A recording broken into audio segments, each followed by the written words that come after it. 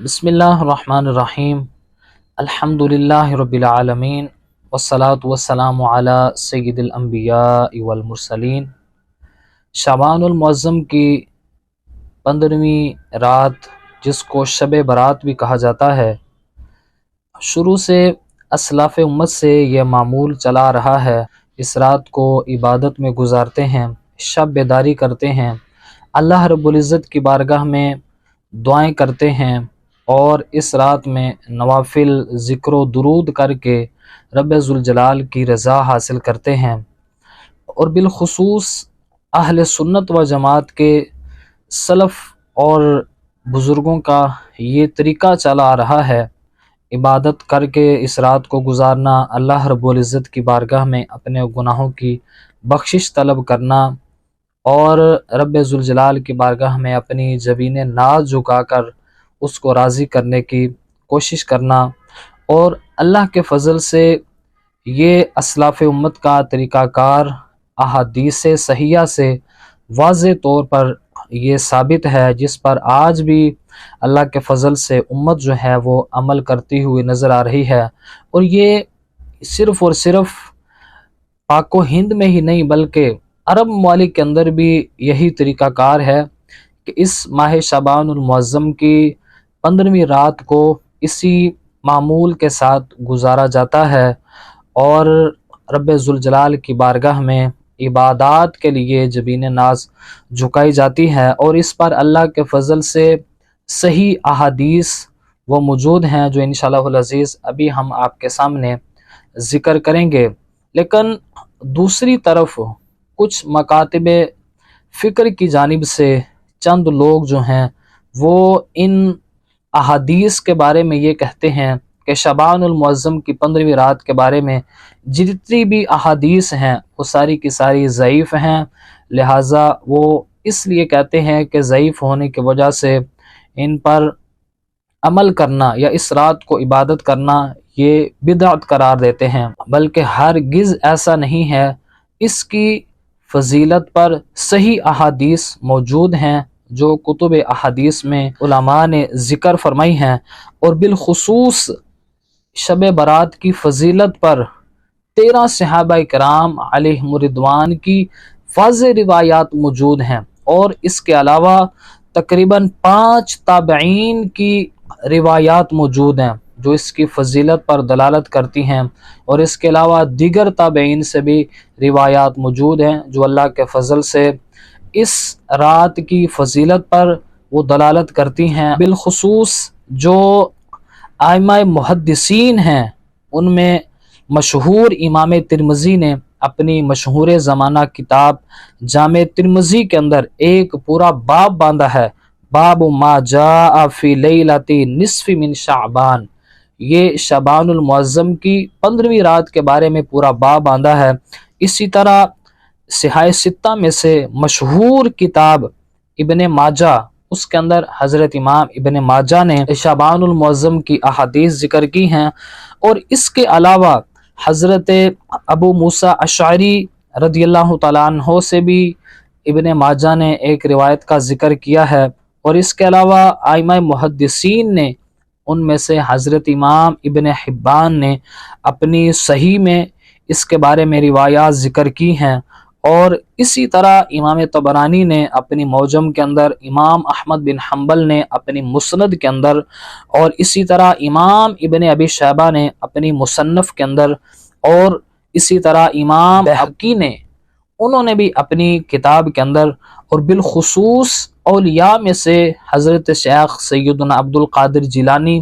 क़ुद्दस सिरहुल अज़ीज़ ने अपनी मशहूर ज़माना किताब गुनियतुत तालिबीन के अंदर एक पूरा बाब शाबानुल मुअज़्ज़म की 15वीं रात के बारे में ज़िक्र किया है। इमाम इब्ने रजब ने, इमाम जलालुद्दीन सुयूती ने, शेख अब्दुल हक मुहद्दिस देहलवी ने, और इसके अलावा बहुत ज़्यादा मुहद्दिसीन ने अपनी कुतुब में शाबानुल मुअज़्ज़म की 15वीं रात के फ़ज़ाइल का तज़किरा किया है। और बिलखुसूस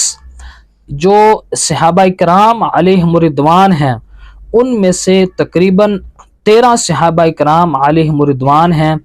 जिनसे शाबानुल मुअज़्ज़म की इस 15वीं रात के बारे में अहादीस जो हैं وہ روایت کی گئی ہیں جن میں حضرت سیدنا صدیق اکبر رضی اللہ تعالی عنہ، حضرت سیدنا مولا علی رضی اللہ تعالی عنہ، حضرت سیدہ عائشہ صدیقہ رضی اللہ تعالی عنہ، حضرت معاذ بن جبل، حضرت ابو ہریرہ، حضرت عوف بن مالک، حضرت ابو موسیٰ اشعری، حضرت عبداللہ بن عمر بن عاص، حضرت ابو صالبہ الخشنی، حضرت عثمان بن ابی العاص۔ تو ان سارے صحابہ کرام علیہم رضوان سے شعبان المعظم کی 15ویں رات کے بارے میں احادیث موجود ہیں، اور بالخصوص حضرت سیدہ عائشہ صدیقہ رضی اللہ تعالی عنہا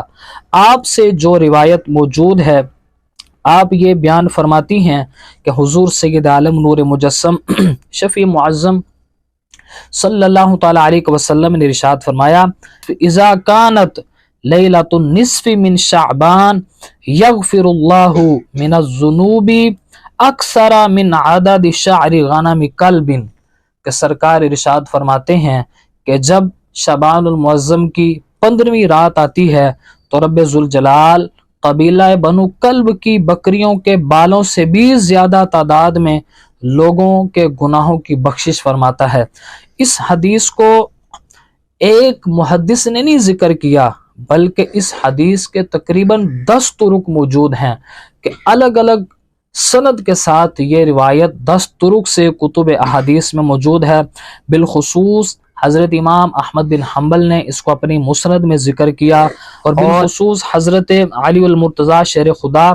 رضی اللہ تعالی عنہ بیان فرماتے ہیں، یعجبنی ان یفرغ الرجل نفسہ فی 4 لیال،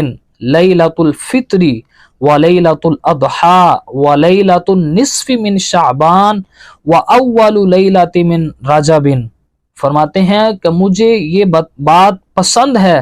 کہ ان 4 راتوں میں آدمی خود کو تمام دنیاوی مصروفیات سے اپنے آپ کو الگ کر کے عبادت الہی میں مصروف رکھے۔ وہ 4 راتیں یہ ہیں، آپ فرماتے ہیں کہ لیلۃ الفطر، عید الفطر کی رات، اور فرماتے ہیں ولیلۃ الاضحیٰ، عید الاضحیٰ کی رات، اور آگے فرماتے ہیں ولیلۃ النصف من شعبان، کہ شعبان کی 15ویں رات ہے، اور اسی طرح وَأَوَّلُ لَيْلَةٍ مِّن رَجَبٍ، رجب کی پہلی رات ہے۔ تو اس میں حضرت مولا علی رضی اللہ تعالی عنہ آپ کا بھی یہ فرمان موجود ہے کہ نصف شعبان کو عبادت میں گزارنا یہ حضرت مولا علی رضی اللہ تعالی عنہ کا طریقہ کار ہے۔ اور بالخصوص حضرت امام حسن مجتبی رضی اللہ تعالی عنہ، حضرت طاؤس یمانی فرماتے ہیں کہ میں نے آپ سے 15 شعبان کی رات اور اس میں عمل کے بارے میں پوچھا، تو آپ نے فرمایا میں اس رات کو 3 حصوں میں تقسیم کرتا ہوں۔ ایک حصے میں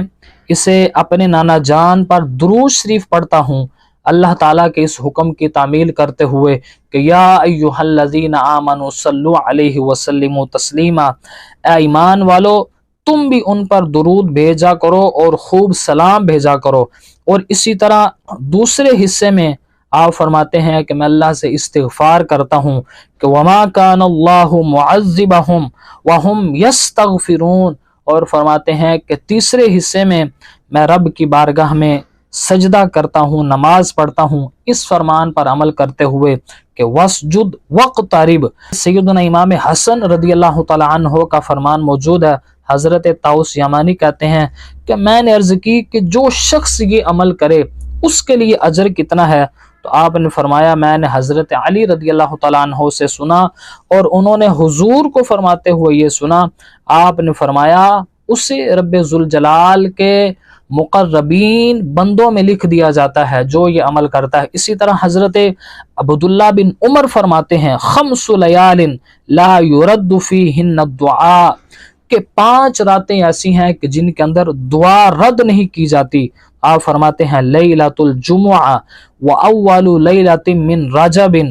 اور پہلی رات اس میں جمعہ کی ہے اور دوسری رجب کی پہلی رات، اور فرماتے ہیں تیسرے نمبر پر ولیلۃ النصف من شعبان، شعبان کی 15ویں رات ہے، اور اسی طرح ولیلۃ العید ولیلۃ النحر، عید الفطر اور عید الاضحیٰ کی رات۔ تو حضرت عبداللہ بن عمر رضی اللہ تعالیٰ عنہ کے فرمان سے بھی یہ بات ثابت ہے کہ یہ رات نہایت ہی فضیلت والی رات ہے۔ اسی طرح حضرت عبداللہ بن عباس سے بھی یہ روایت موجود ہے۔ حضرت عبداللہ بن عباس رضی اللہ تعالی عنہ آپ یہ فرماتے ہیں کہ رب ذوالجلال سال میں ایک مرتبہ کعبہ شریف پر خصوصی نگاہ کرم فرماتا ہے، اور یہ 15ویں شعبان کو ہوتا ہے۔ اس روایت کو